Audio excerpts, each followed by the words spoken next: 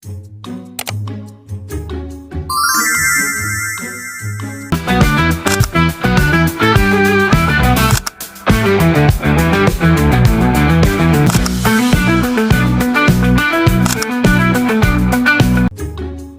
laporan shift semalam kok banyak yang kosong. Aku jadi bingung mau tindak lanjut pasien yang mana dulu. Hei, jangan nuduh gitu dong. Aku udah catat sesuai format. Mungkin kamu aja yang kurang teliti bacanya. Aku serius, Vida. Kalau gini caranya bisa bahaya, bisa salah tindakan. Stop dulu deh. Jangan makin panas. Kita semua capek, iya. Tapi yuk tarik napas. Kita omongin pelan-pelan. Dia yang mulai duluan marah-marah. Padahal niatku cuma mau pastiin pasien aman. Nah, ini nih yang sering kejadian di tim kita. Beda cara, beda pendapat, ujung-ujungnya jadi konflik. Yuk, mending kita ngobrol di dalam. Emangnya yang barusan udah termasuk konflik? Iya, konflik itu nggak harus teriak-teriak besar. Sesederhana beda pendapat yang bikin suasana nggak enak, itu udah konflik. Setuju, dan konflik tuh wajar kok. Namanya juga kerja bareng banyak orang, pasti ada aja gesekan. Memangnya apa aja sih yang bisa menyebabkan konflik? Banyak. Komunikasi nggak jelas, harapan beda, beban kerja numpuk, peran yang tumpang tindih, atau keterbatasan alat. Komunikasi tuh juaranya. HT mati aja bisa bikin salah paham sepanjang shift. Iya juga, yang barusan jelas gara-gara komunikasi ya. Terus kalau konflik dibiarkan, bakal gimana jadinya? Bisa kacau.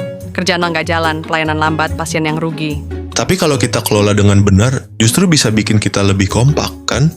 Nah, betul. Konflik yang ditangani baik malah bikin tim makin solid, saling percaya, dan lebih gampang cari solusi. Oh, jadi nggak selalu jelek ya. Terus kalau ketemu konflik, langkahnya apa? Ada beberapa strategi. 1. Menghindar kalau masalah kecil atau bisa bahaya. 2. Akomodasi, ngalah dulu supaya hubungan tetap baik. 3. Kompetisi, tegas ambil keputusan demi keselamatan pasien. 4. Kompromi, cari jalan tengah. 5. Kolaborasi, duduk bareng cari solusi terbaik.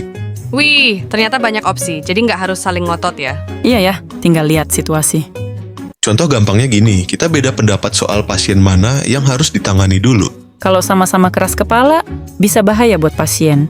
Tapi kalau kita diskusi, saling dengerin, bisa sepakat tindakan apa dan pasien mana yang didahulukan.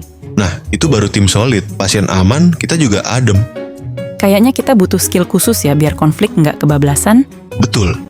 Kita perlu dengar aktif, termasuk bahasa tubuh. Bicara jelas dan sopan. Tetap tenang, jangan kebawa emosi. Hargai peran tiap anggota. Bangun kepercayaan. Dan fokus ke solusi, bukan nyalahin orang. Kalau semua itu jalan, konflik malah jadi vitamin buat tim. Setuju. Dari yang bikin panas, malah bikin makin kompak. Jadi kesimpulannya, konflik itu normal di kerja tim. Yang penting kita tahu cara mengelolanya. Dengan komunikasi yang jelas, saling percaya, dan strategi yang tepat, konflik bisa jadi peluang buat bikin tim makin solid dan pelayanan makin oke. Oke, kalau gitu yuk Fit diskusikan kesalahpahaman kita tadi. Sepertinya aku kurang paham. Yuk Nis, sepertinya aku juga kurang jelas mencatatnya.